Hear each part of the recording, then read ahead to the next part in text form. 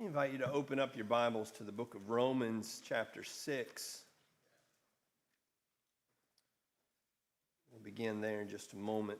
Romans, chapter 6. It's good to see each of you here and looking forward to the opportunity to study together from God's Word this morning.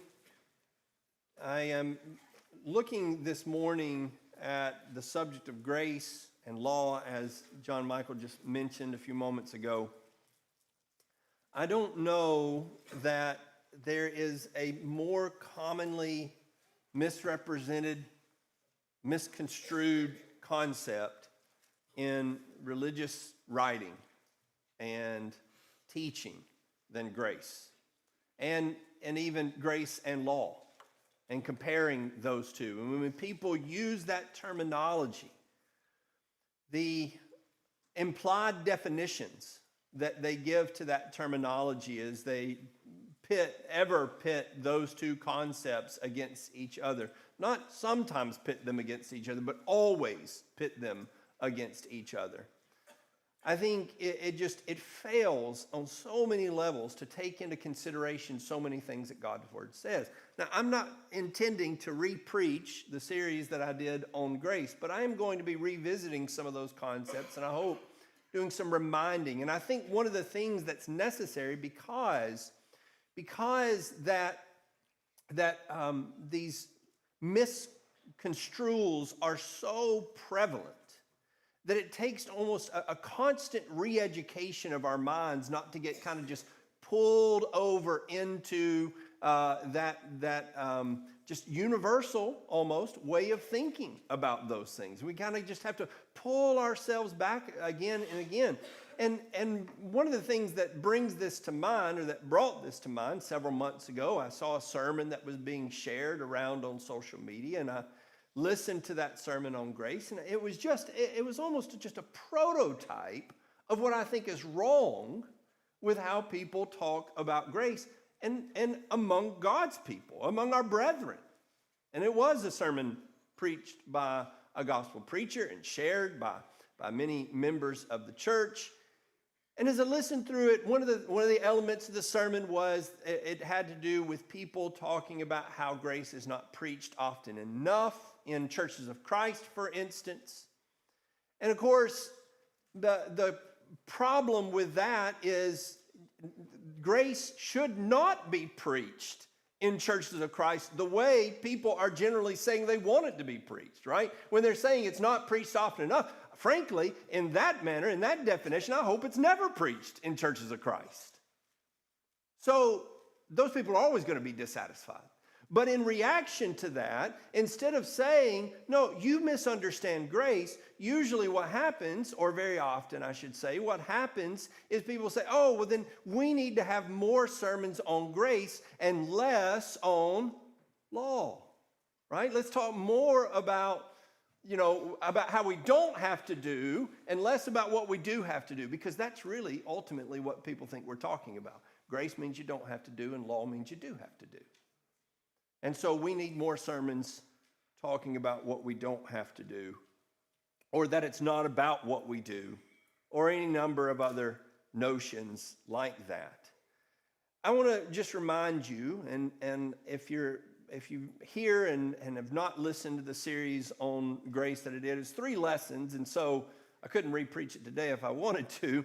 But I would encourage you to go back and listen to that for a little bit of context to some of the things that we're going to be saying. But I just like to remind you that grace is not synonymous with forgiveness. It is not synonymous with overlooking sin. Now, forgiveness is a gracious thing, but that is not what grace means. And that's right off the bat part of the problem.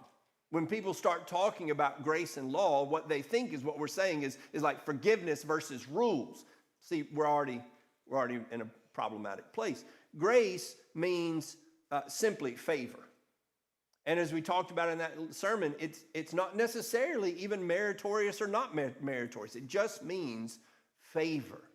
And what we want is God's favor. And what we want to figure out is how to get that. And some people, when you, even if you just start right there, we want to figure out how to get God's grace. Well, then you're way off in the woods already because you can't get it. God either gives it or he doesn't. You see, you're already off in the woods on what that even means and how the Bible even talks about those things. So you see, we've really got to do a lot of effort and work in order to kind of root those definitions out of our mind. Over in Romans chapter 6 and in verse 14, you see this phrase, and we're going to come back to this, but I just want to start here and then maybe return here a little bit later in the lesson. He says, for sin shall not be master over you, for you are not under law, but under grace. All right, so there is Paul making a distinction, saying you're not under law, you're under grace. What does that mean? And what it can't mean is that laws don't apply to you. And we'll see that there must be a harmony. Because grace, that's part of the problem too. People go back to the Old Testament and think grace doesn't exist in the Old Testament. Grace existed within the law of Moses. And so while people were under the law of Moses, they were also under grace. And of course, the same thing is true today. There's still commands, there's still laws that God gives today, that we live by today, and grace coexists with that reality. And so what is the distinction here, and then what is the harmony? And that's what we want to think about. Well, let's start here. Grace makes demands. Again, already in people's minds, that's an impossibility. Grace cannot make demands. If I demand something of you, then no longer is this a grace relationship, right? That grace can only, it is only a gift, it can only be given, and it can never make demands. When we talk about a command that's given, and I think most people would agree, even the most radical people in the way that they talk about grace, the most radical proponents of a sort of irresistible grace or whatever, they still believe that there are commands in Scripture. So here's my question. When there is a command, what does the law, in that you're not under law, but you're under grace, what does the law say about that command, and what does grace say about that command? All right? Now here's what I think are the views out there. That law says, you have to do it, right? That's what law says about the command. Now, in the religious world, I think that the view about grace, I think we really don't agree on the law, or disagree on the law. I think that's right. The law does say you have to do it, right? It's the rule. But when it comes to grace, you have people who say what grace says about that command is you don't have to do it. Now, there'd be some additional elements that might be added in there. You should, but you don't have to. Or they might say you should want to, but you don't have to. And there might just be a number of other elements that they'd add on to there and caveats and so forth. But that at the end of the day, grace says you don't have to do the command. And I think that's just dead wrong. I don't think grace. So I think then what sometimes Christians do is they come in and say, all right, now, what actually is happening here is you have the law, you have the command, all right? And you do have to do it, but grace says if you don't, then you can get forgiveness for not having done it. And I don't think that's exactly precise, right? I think that's getting a little bit closer, but still, that's not exactly what's happening there, and it's not what grace says about that command. And so I want to think a little bit more deeply about what grace does say about the command. First of all, I want to think about this. Grace can demand obedience. There's two passages that fall coincidentally in an interesting way, John 14:15 and John 15:14. John 14:15, he says, if you love me, you will keep my commandments. John 15:14 says, you are my friends if you do what I command you. Now, love and friendship are both grace relationships, right? I think people would generally agree with that those are relationships that are established on grace and not on law, right? We don't have love relationships that are, just you have to do this, or we don't have friendships. They're just, look, we're friends because the Bible says I have to be your friend, right? So that's not really a friendship. So love and friendship are grace relationships. So here in a love relationship and in a friendship relationship in grace, Jesus is saying we can maintain that relationship if you will do what I say. Now, in general, in love relationships and in friendship relationships, we would say that somebody who says we can have a good grace relationship if you do what I say, we'd say that's pretty unhealthy, right? For people to say, we can be friends so long as you do everything my way. And we say, okay, well, that doesn't sound like a very good friendship. I think I'll find other people to be friends with. But in the case of Jesus, of course, what we're talking about is not peers. We're talking about an authority, all right? So if we're talking about a relationship of peers, yes, that could be very unhealthy and very problematic for somebody to say, do everything my way and we'll get along fine. But in an authority relationship, really, it's pretty appropriate for somebody to talk like that. And in fact, I think if you'll think, you've probably had people in your lives who said at least similar things to that. I had coaches who would talk like that. They would come in and they say, listen, fellas, if you do everything that I ask you to do, you follow my instructions, you're respectful to me, you and I are going to get along great. What are they saying? We're going to be friends. And if you don't, guess what? We're not going to be friends. We're going to be enemies because then you're a rebel. Isn't that really what Jesus is saying? That I want to have a friend relationship with you, but I'm in authority. I'm the king, and the only way you can be friends with the king is to obey the king. The only way we can maintain that relationship is through obedience. The only way that we can show him that we respect and love and regard him is through obedience. And so it breaks that grace relationship when we say, I'm not going to do that. Okay, well then we're not friends anymore. Now I would say even in our peer relationships, there is something of this there as well.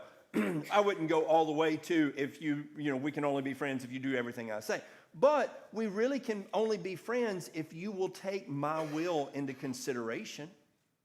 Right? If you say, I want to be your friend, but I am never going to think about anything that you want or desire or care about. Well, then we really can't be friends, can we? I can still love you. I can still treat you well with kindness, but we're probably not going to be friends. I mean, really, we can't be in a true sense. And it would mean that you really don't love me. If you're saying, look, I want to have a relationship with you, but this is going to have nothing to do with you and everything to do with me. No, relationship demands that we consider the other. And a relationship of authority has even greater demands, of course, as we see in this case with Jesus. And so Jesus can rightly, appropriately say, do what I say, and we will be friends. Do what I say, and we will have a loving relationship. Along those lines, grace demands more and not less. Now, we've talked about this before, but I just want to reiterate this. That when we're talking about, when you got that command, and what you do with that command, the law just says do the command. But what does grace do with the command? I want to first jump over. We'll come back to Matthew 5. I want to start over in 1 Timothy, and then we'll come back to Matthew chapter 5. Over in 1 Timothy chapter 1, and beginning in verse 8, Paul says, but we know that the law is good if one uses it lawfully, knowing this, that law is not made for a righteous person, but for those who are lawless and rebellious, for the ungodly and sinners, for the unholy and godless, for those who kill their fathers or mothers, for murderers, for sexually immoral persons, for homosexuals, for kidnappers, for liars, for perjurers, whatever else is contrary to sound teaching. All right. So what is Paul saying how is he describing the law and its usefulness in this instance? And look at what he describes here. Look at the kind of activities he describes here. I want to just pick one of those out. Murderers. All right, so how does the law help us with murderers? Well, of course, right there in Exodus chapter 20, right at the beginning of the deliverance of the law, you have among the first commands, don't murder. Thou shalt not kill, to be more specific. All right, so it says don't murder. So what you do is you take a person who wants to murder someone, and the law restrains them from the worst excesses. So the law, at its very base and at its very, at its very lowest level, keeps people from, it sounds like, going off the rails totally.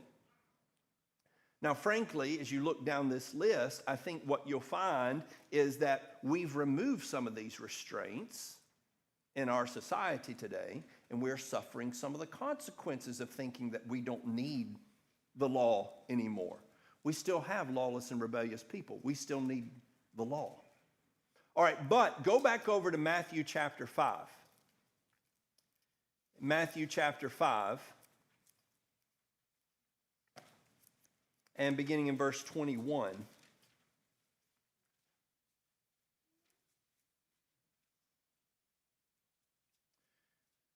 It says, you have heard that the ancients were told, you shall not murder. There's our command. There's the law. You shall not murder.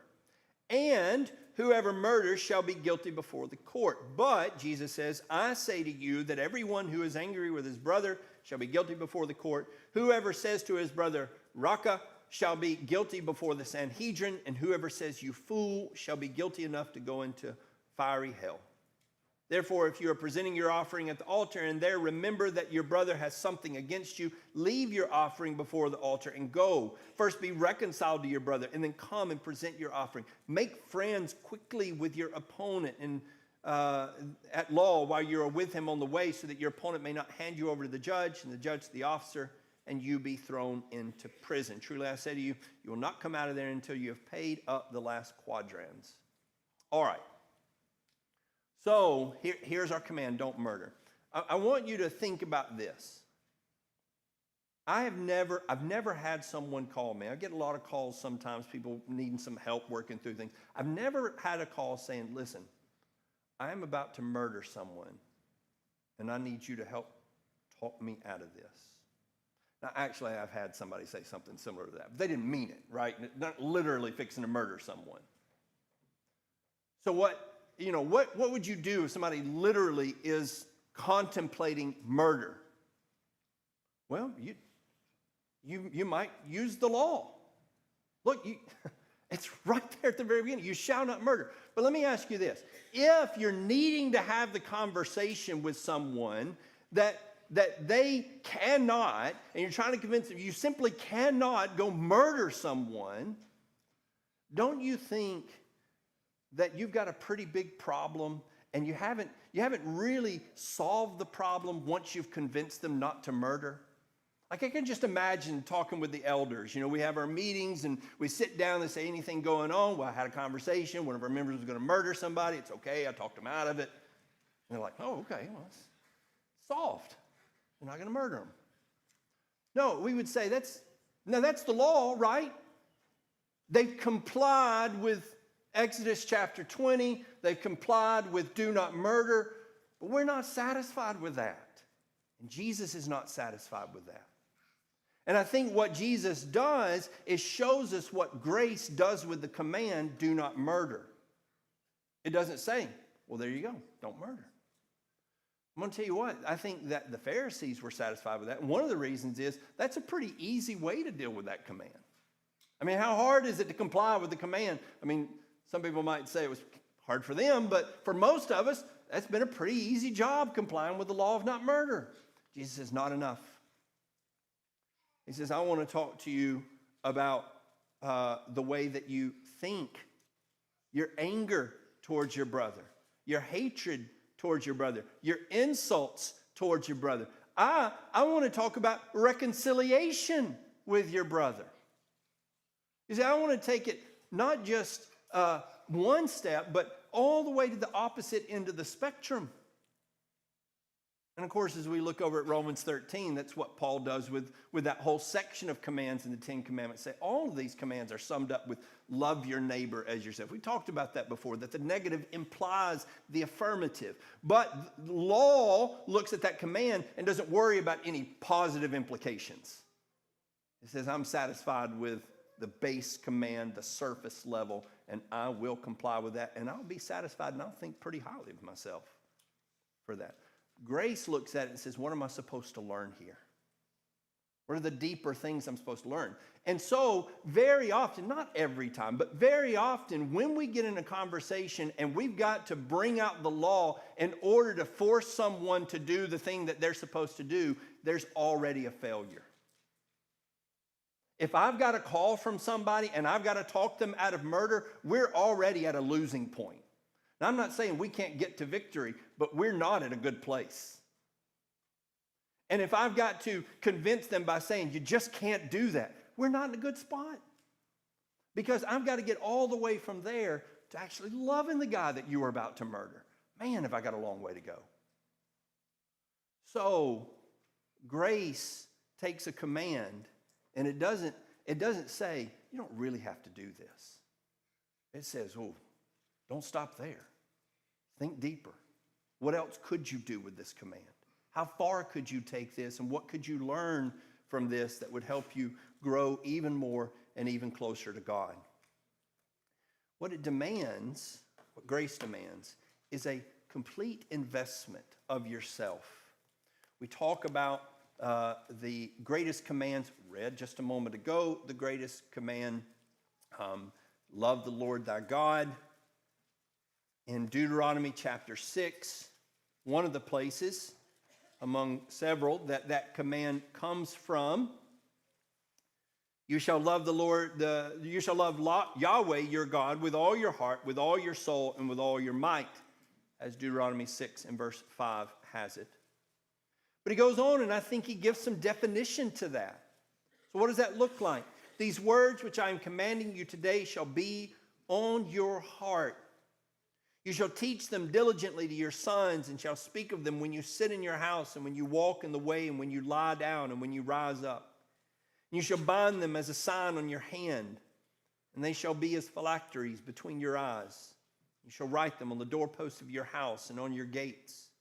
And then it will be when Yahweh your God brings you into the land which he swore to your fathers, to Abraham, to Isaac, and to Jacob, to give you great and good cities which you did not build, and houses full of all good things which you did not fill, and hewn cisterns which you did not dig, and vineyards and olive trees which you did not plant. You will eat and be satisfied. Then beware lest you forget Yahweh, who brought you from the land of Egypt out of the house of slavery.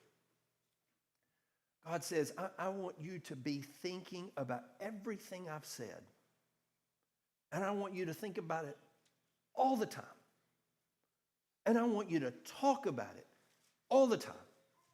With your children, I want it to govern your house. I want it to govern your actions, your arm. I want it to govern your thoughts, your head, everything. Now, the idea here is that it is not enough to make a handy reference out of God's law. It's not enough to get things set up in such a way so that you can easily go access, like a dictionary, encyclopedia. I need to find something out about this, turn my pages over to the book, chapter, and verse that my blue card says, and I get, this person's notion of everything the Bible has to say about that. The idea is you've got God's whole word.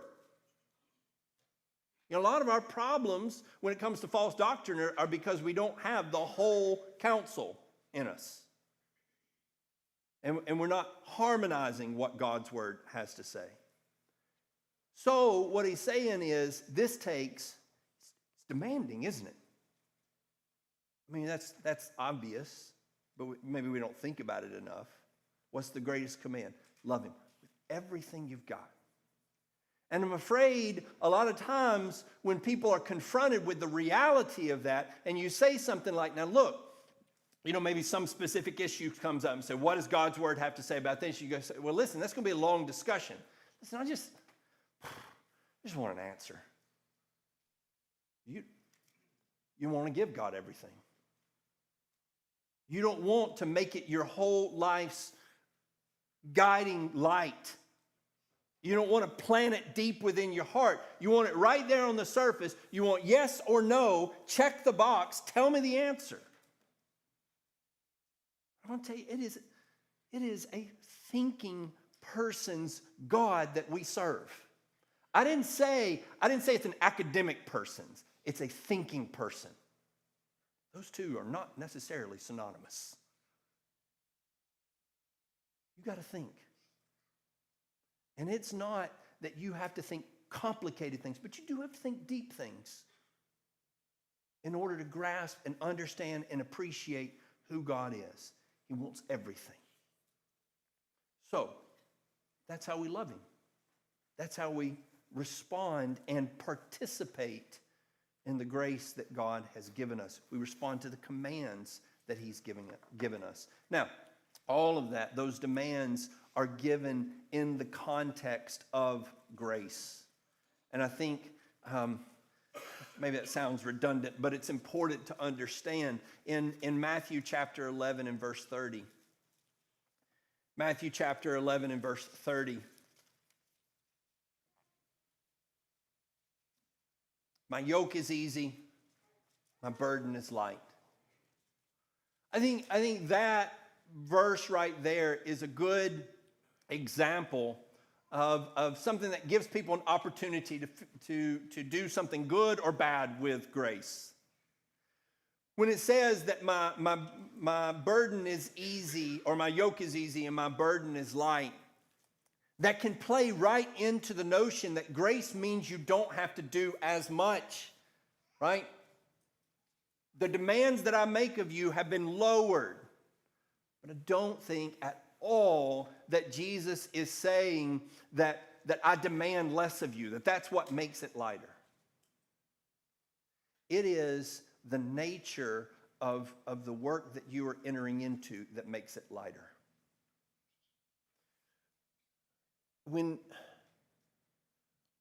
If you ever work in childcare, or let me just say, I've talked to people before who don't have kids.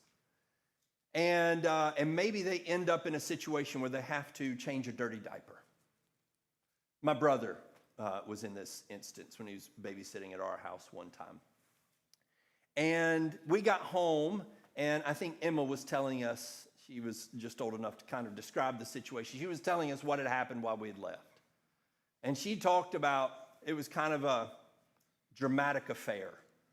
Gagging, lots and lots of wipes, a messy ordeal. And people look at that and they say, I don't know how I'm going to manage this when I have kids. What do you say? They'll be your kids. It'll all be different. And things that you think, I could never, you will, because they're your kids. And the burden, not only of that, but of far greater burdens, will be so much lighter because they're your kids. And you won't think of them in terms of, I could never. You won't even think about it. It'll just be what's to be done. And to see that shift in people, it's a beautiful thing when we see that shift. We were visiting with Luke and Paige the day before yesterday. And I don't know if you've ever been around Luke. He has a bit of a sensitive gag reflex. But the baby got a dirty diaper while we were there. And Paige goes, dirty diaper? And Luke from the other room says, on it. And he came running out, grabbed the baby. I love to see it. That's his baby. That's what Jesus is talking about when he says, my yoke is easy, my burden is light. That's my king. He's not saying that when you come and serve me, you don't have to do as much. He's saying when you come and serve me, it'll all be worth it. And you won't even have to think about it. It won't feel so heavy. That's what makes it in Acts chapter 5 when they're walking out after being beaten. It's not that, oh, look, they didn't have to suffer as much. No, it's kind of the opposite. You're like, why are they still having to suffer? But the suffering is light and easy.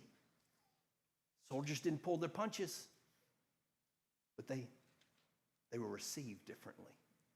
They were received lighter because who they were received for. I would take a lot more, seems to be what they say.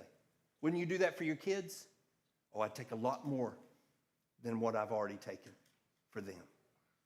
So that's the context. And don't think that what grace means, is that not as much is required of you, but that the required is so much more worth it. Well, I want to talk then about cultivating this idea of grace. Cultivating it in our relationship with God, but cultivating in our relationships with each other, and particularly with our children as we're trying to teach them and show them what this relationship with God looks like. I want to start here, the problem of Balaam. Certainly don't have time to go Numbers 22 through 24. Briefly, what is the problem with Balaam? The problem with Balaam is that Balaam wants to figure out a way to legally do the thing that he wants to do. Now, as you go through the whole story, one of the things that strikes you is there's some quotes from Balaam that, I mean, frankly, are pretty good. In chapter 22 and verse 38, for instance, just for a single example, you see this sort of thing over and over throughout the story.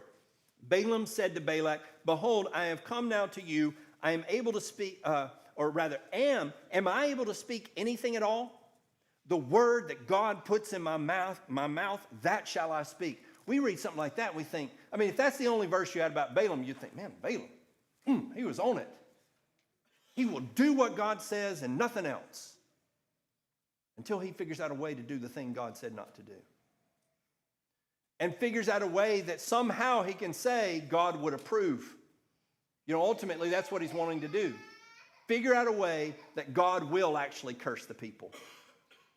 And so the whole time, Balaam's not actually an obedient servant, and it helps explain some of the things that we don't have time to get into. But the problem is, he never really gets to a point where he just says, God, what do you want? No, it's always looking for, Balak, what do you want? I'll see if I can get it for you. That brings us to this question. Do I have to? When a teenager is asked by a parent to do a chore, and this response is given, do I have to? I want to give a little bit of clarity to you guys this morning. All right. So, mom or dad says, hey, I want you to take out the trash. And you're busy or whatever, and you say, do I have to? And instead of a simple yes or no, because you just asked a question, you get,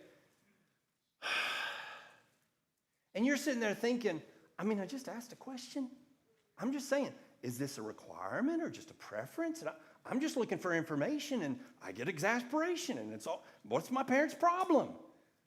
I'd like to explain. It's difficult to answer the question. Because they could say simply, yes, you have to. All right. But the reason it's exasperating is because they also could say, no, you don't have to. You don't have to eat or have a warm bed at night. You don't have to have clothes on your back. So no, you don't have to take out the trash. Now, you probably wouldn't like that answer either, right? Because that's sarcastic and, look, I was just asking a question.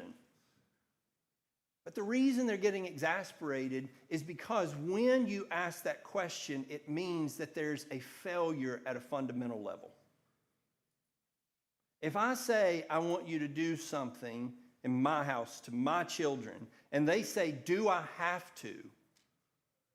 Then what that means, what you've already said to me is, I do not want to do this. Well, now I'm upset. because you just said you don't want to take your spot in this house. Now, let's turn it around. What if every single day, every single meal that you said, Mom, what's for breakfast, what's for lunch, what's for dinner, if she said every single time, do I have to fix another meal for you? Do you think at any point you might be like, okay. You mean you might get exasperated with that response? I think you would. Because what does happen, actually, is your mom's thinking about that all the time. So that you probably never do have to ask her. She has already thought about it. She has made plans. She's laid in provisions. And she's done all the work without you once having to ask her. And then after the things that she does every single day, every single week, every single year, she comes and says, could you take out the trash? And your response is, do I have to? Oh. So the fact that we're having that conversation, we're in a failure mode. That's the problem. Now, I'll say this. I did not understand that when I was your age. I'm describing your side of that because I know your side of that. I've been the one sitting there thinking, look, I'm just saying, do I have to do it? But what it's saying is, my head is not in the right place. And what I want to get to, and what my parents in that sense want me to get to, is they would like to get to the place, for me to get to the place where they don't even have to ask me to take out the trash, where I'm the one saying, would you like to, or better yet, just do it. And I think it's so confusing. It's so confusing when you're in a law relationship with your parents. And I think that's what happens. We get in a law relationship with our parents. We do what we have to do. We do what we're told. We never get to the grace point of trying to figure out exactly what it is they want and just do that. And do it without being told and without being asked. That's what happens about a question like attendance. Somebody says, do I have to be here? And they ask an elder that, and an elder goes, you're just asking a question? Yeah, but it means failure. It means we're already at a bad spot.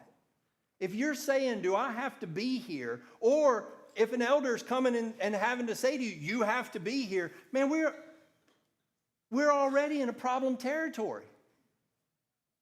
And frankly, if you come because you have to, we haven't fixed the problem. There's still a problem. Because you're approaching that command with law and not with grace. And you're not thinking in terms of what all do I need to do? What all am I supposed to accomplish when I'm there?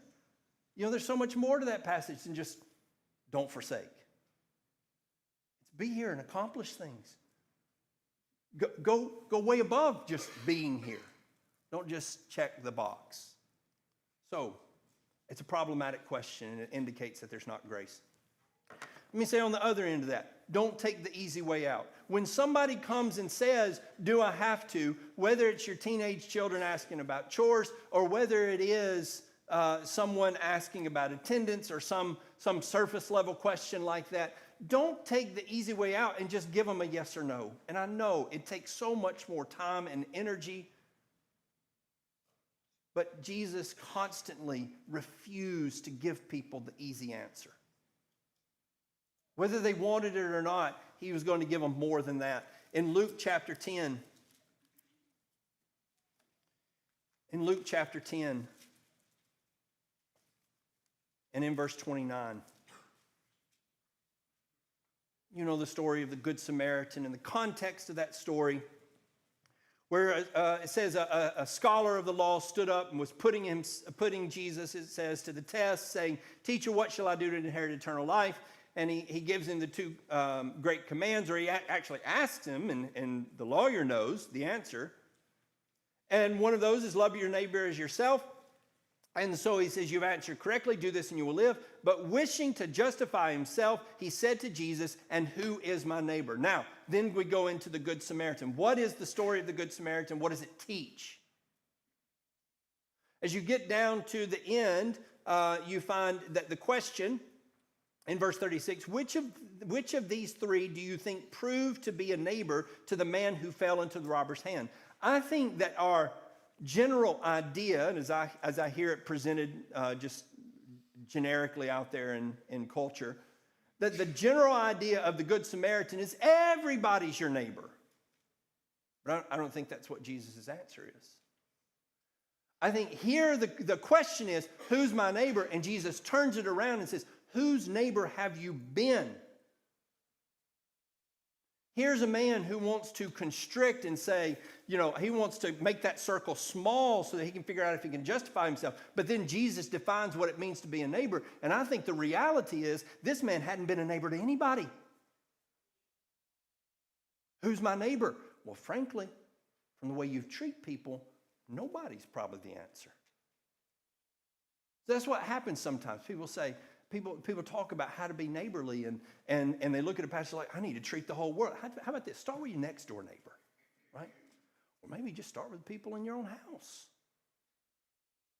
Right? So it's not the easy answer. Jesus doesn't just say, everybody. No, he turns around and says, hey, listen, why don't you stop worrying so much about who all you got to be a neighbor to and just figure out how to be a neighbor. Let's start there. And I think that's the sort of thing that we have to do when people are looking for easy solutions, easy answers.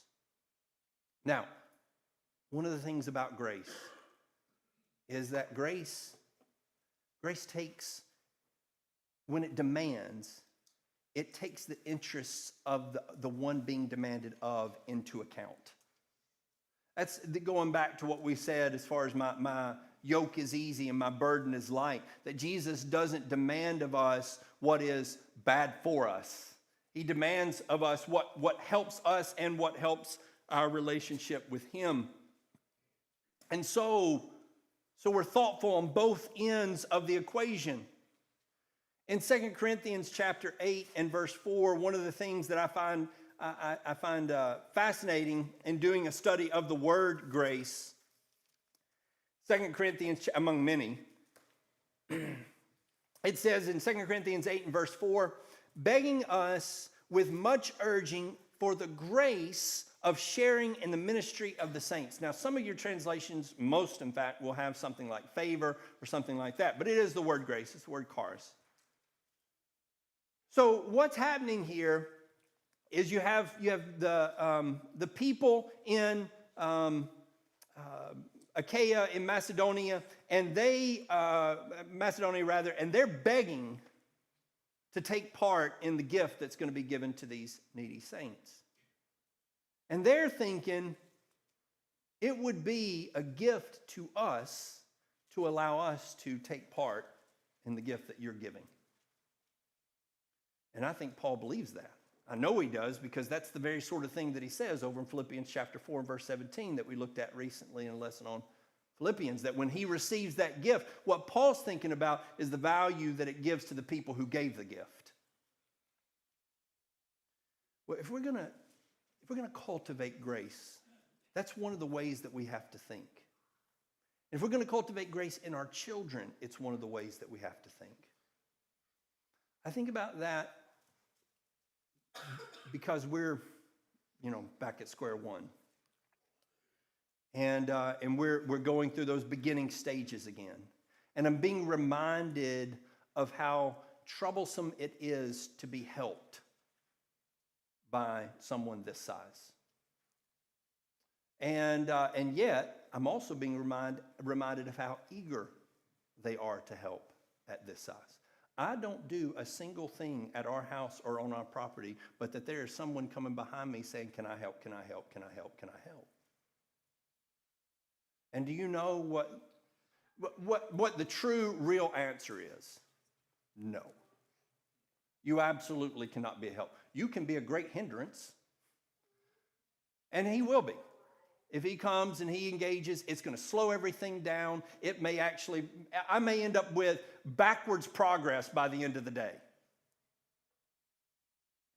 what happens is if we're not careful, we're not thoughtful about where we want to end up, and we're not thoughtful about what we're trying to cultivate, here's someone who wants to participate in a back and forth grace relationship. And that's more demanding of my grace in order to have that. Because what I've got to do is I've got to allow him to participate and join in, and that's going to require more effort on my part. But you see, I'm also at the other end of that spectrum. And what I've got to remember is that one day he won't be asking, I'll be asking him. And if I spend the next dozen years telling him, no, you can't help me, no, you can't, and then one day say, hey, you come help me. And I wish he were the one asking me. And probably what it'll be is now the only way I can get it is to demand it. Because I didn't cultivate it. When he was small, and he wanted it. And now I want it. Because now it'll be helpful. Why? Because now it'll be helpful to me. So I didn't want it when it was just helpful to him and not to me. I want it when it's just helpful to me, not so much to him. But if I'm cultivating grace, then I'm starting real small. When it doesn't do anything for me, but it does everything for him. And one day, I hope it'll do something for both of us. And God, well, I tell you, God stays on that end. Nothing you do ever does anything for him. And he lets you join in and participate. And it's all grace. And we ought to be developing that in our children so that when we hand them over to their own faith and they take up their own relationship with God, they do not walk away from a relationship that has become nothing but demanding on us and acceptance on them. I think what happens with our children sometimes is we teach them that law means when I tell you to do something, and grace means when I let you get away with something. That is not it. That's not grace. Grace is when we both understand what we're doing for each other. Grace is when they understand, they come to appreciate and learn how much has been given, and they freely and willingly and gladly give in return, and then you hand that over to God. As opposed to somebody who says, look, tell me the rules and I'll do them. All right. Then we've created somebody who lives in that law mentality. And it won't get them through the hard times. It won't get them through difficulties because it's not rooted in real devotion. It'll get them to the point where finally they just feel like it's not worth it because it's not a grace relationship. It's just a law relationship. Well, what about you this morning? Are you a participant in grace with God? Or are you demanding a law relationship with do I have to sort of questions? Grace does ask, what must I do? I'm not saying grace never says, what do I need to do? But it asks it as one eager for the answer. You can say, what must I do? Or you could say, what do I have to do here? And the tone means all the difference in the world there, doesn't it? One is asking, and no matter what you say, they're ready to do it. That's Acts 2:38, 2:37. They're not like couching their response and say, I want to see what you say, and then I'll figure out if I'll do this or not. No, they're in. So if that's you, maybe you don't know what you need to do. Don't come looking for the bare minimum. That's not it. But come, if you don't know, saying, I'm ready to do whatever. However far God commands me to go, I'll go. Because that's the nature of the grace relationship that you're entering into. The demanding relationship that you're entering into. But it is one that is easy and light. And if you want it and want to take part